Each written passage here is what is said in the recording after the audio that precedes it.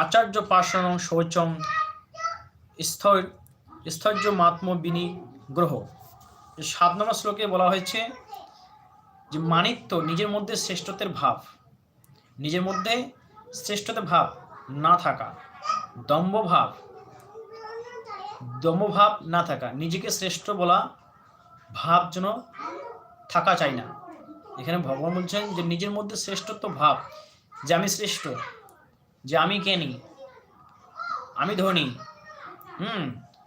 আমি পণ্ডিত, এই যে নিজস্ব শ্রেষ্ঠতা ভাব, যে আমাদের ভাবগুলো, এই ভাবটাকেও ভগবান বলছে এখানে ত্যাগ করতে হবে। দম্ভ ভাব, যেন দম্ভ ভাব যেন থাকে, প্রেম ভাব থাকে যেন।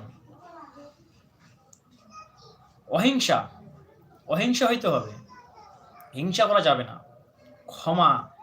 ক্ষমা হইতে হবে, কেউ ভুল করছে তাকে সহজে ক্ষমা করতে হবে।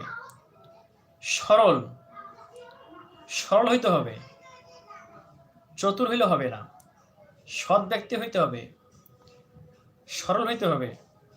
গুরু সেবা বলছে, গুরু সেবা হইতে হবে, যেন গুরুর প্রতি সেবা থাকে, গুরুর প্রতি ভক্তি শ্রদ্ধা সেবা, যেন গুরুর আদেশটাকে পালন করা,